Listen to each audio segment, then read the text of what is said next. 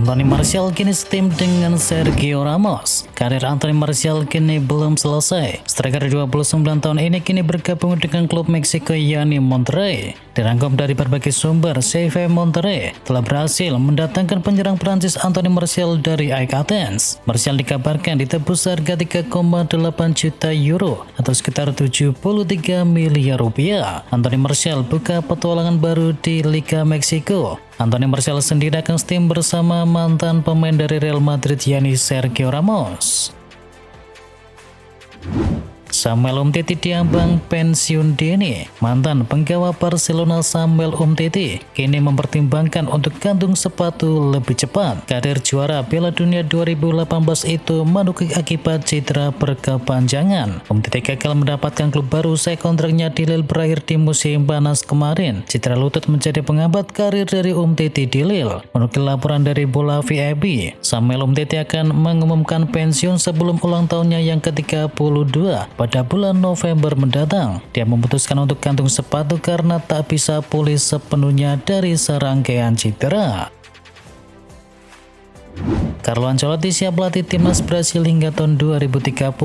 Carlo Ancelotti memang baru memulai petualangannya bersama timnas Brasil, akan tetapi ia sudah merasa sangat nyaman dan tidak keberatan apabila diminta menangani timnas Samba hingga tahun 2030. Ancelotti ditunjuk menjadi nakoda Brasil di Juni 2025 yang lalu. Pelatih kawakan berpaspor Italia itu diikat kontrak berdurasi 1 tahun dan dituntut mengantarkan Brasil untuk bisa menyabet gelar juara Piala Dunia di tahun depan. Cristóvão Carvalho janji singkirkan Leeds demi Jurgen Klopp di Benfica. Bursa pemilihan presiden Benfica 2025 menjadi panas. Atmosfer persaingan di internal klub Portugal tersebut semakin panas seiring mendekatnya hari pemilihan. Cristóvão Carvalho mencuri perhatian dengan pernyataan mengejutkannya yang menyatakan siap menggantikan pelatih kepala saat ini yakni Bruno Lage dan menggantikannya dengan Jurgen Klopp. Janji bombastis itu membuat diskusi publik semakin riuh. Penggemar dari Benfica kini membayangkan kemungkinan kehadiran pelatih kelas dunia di Estadio da Luz, meskipun jalan menuju kenyataan tersebut nampaknya sangat sulit. Nicolas Jackson tak sabar hadapi Chelsea di Liga Champions. Bayern Munchen bentrok dengan Chelsea pada matchday pertama Liga Champions 2025-2026 dan Nicolas Jackson tak sabar menghadapi mantan rekan timnya di The Blues saat ini. Duel Munchen kontra Chelsea akan menjadi sangat spesial buat pemain baru derotan Nicolas Jackson. Dia baru bergabung dengan klub raksasa Jerman itu dengan status pinjaman dari Chelsea. Nicolas Jackson pun berpeluang menghadapi mantan rekan timnya di Chelsea pada pekan depan. Pemain berusia 24 tahun tersebut menegaskan keinginannya mengantarkan Bayern Munchen meraih kemenangan. Lamine Yamal cedera, Hansi Flick salahkan timnas Spanyol. Pelatih Barcelona Hansi Flick geram setelah mengetahui Lamine Yamal harus absen pada pekan ini karena mengalami cedera. Dia menyalahkan timnas Spanyol akan hal tersebut. Yamal mengalami cedera punggung ringan pada laga pertama Spanyol melawan Hungaria, tapi sang pemain tetap dimainkan pada laga kedua ketika berhadapan dengan Turki. Kini Hansi Flick mengonfirmasi bahwa Yamal akan absen untuk laga melawan Valencia dan dia menyalahkan timnas Spanyol akan hal tersebut.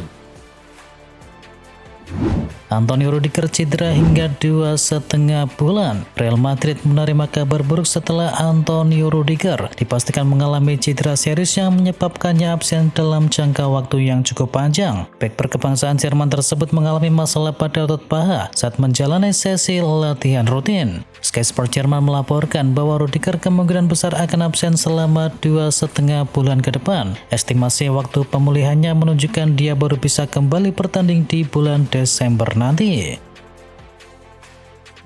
Calvin Verdong sebut sepak bola di Indonesia seperti agama. Bek timnas Indonesia Calvin Verdong mengaku kagum dengan besarnya antusiasme supporter tanah air terhadap sepak bola. Pemain yang kini resmi merapat ke Lille tersebut menyebut bahwa atmosfer di Indonesia jauh berbeda dengan yang dirasakannya di Eropa. Di Indonesia, sepak bola itu seperti agama. Jika Anda pergi ke stadion 3 jam sebelum pertandingan, stadion sudah penuh, ujar Calvin Verdong dalam laman resmi dari klub.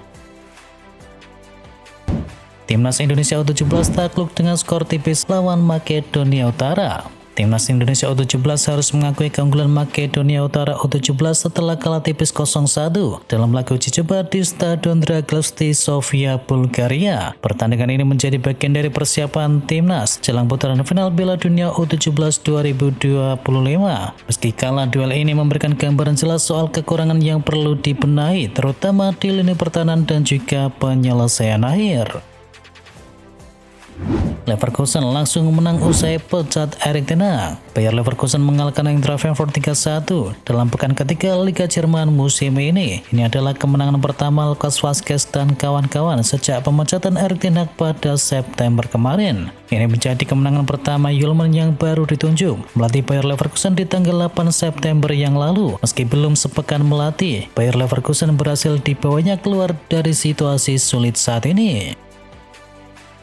Raheem Sterling benar-benar menghilang. Raheem Sterling kembali menjadi pembicaraan hangat di Chelsea setelah pengakuan mengejutkan dari sang pelatih Enzo Maresca. Pelatih asal Italia itu mengonfirmasi bahwa dirinya sama sekali belum bertemu dengan Sterling sejak kompetisi musim baru bergulir. Tanya Sterling, bek Prancis Axel Disasi juga mengalami nasib yang sama. Kedua pemain tersebut kini bergabung dengan kelompok yang tidak masuk ke dalam skema permainan Chelsea musim ini. Chelsea tuntut balik Mikhailo Mudryk. Chelsea akan ambil langkah menuntut Mikhailo Mudryk dan juga timnas Ukraina itu terkait kasus doping dari sang winger. Daily Mail melaporkan penggunaan zat doping Mikhailo Mudryk diyakini karena menerima sel punca dari tim medis timnas Ukraina. Dikabarkan Chelsea tidak tahu menahu akan hal itu. Alhasil The Blues gantian berbalik ikut menyudutkan pemain berusia 24 tahun tersebut. Chelsea juga menuntut OAF yang merupakan federasi sepak bola Ukraina. Si biru menuntut kompensasi atas transfer dari sang pemain yang dibeli dari Shakhtar Donetsk tersebut sebesar 70 juta euro.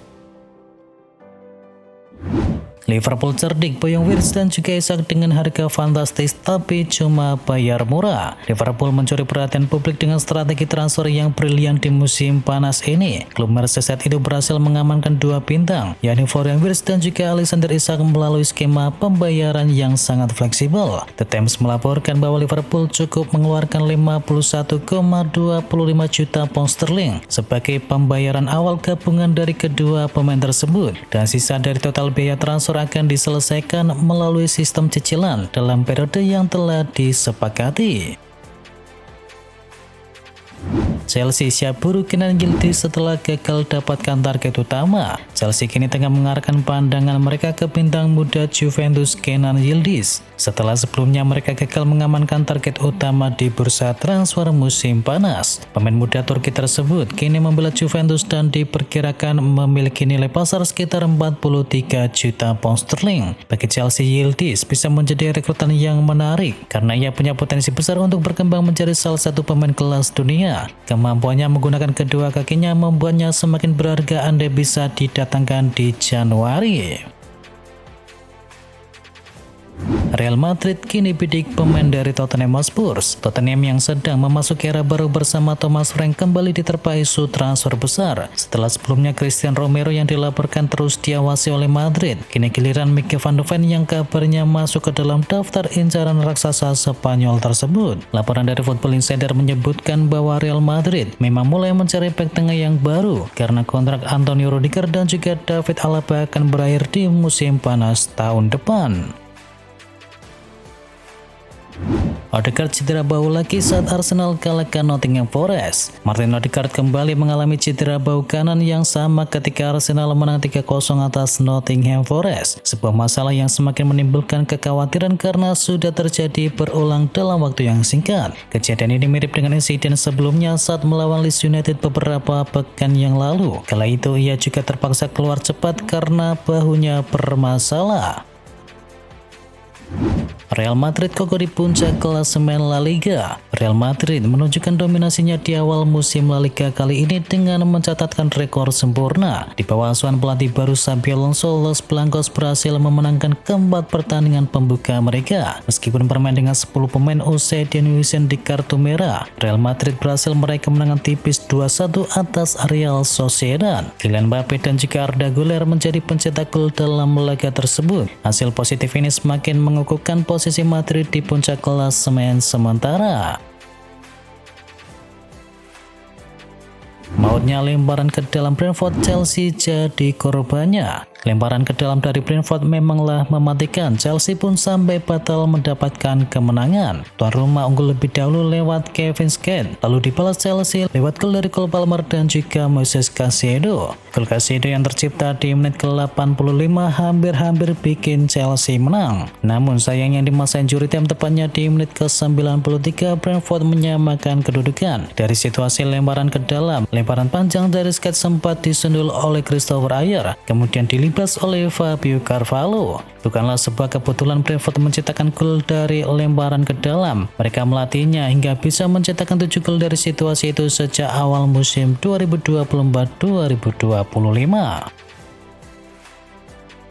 Rasmus Hojlund debut langsung cetak gol ke gawang De Gea. Napoli meneruskan start sempurna mereka di Serie A dengan kemenangan 3-1 atas Fiorentina di Artemo Franchi di Florence pada pekan ketiga. Rasmus Hojlund langsung mencetakkan gol debutnya dan memperlihatkan adaptasi cepat penyerang baru dari Manchester United tersebut. Tim besutan dari Antonio Conte unggul 3-0 lewat penalti dari Kevin De Bruyne, Rasmus Hojlund dan juga gol dari Sambu Gama. Hasil ini membuat Partenope berada di puncak klasemen dengan koleksi 9 poin.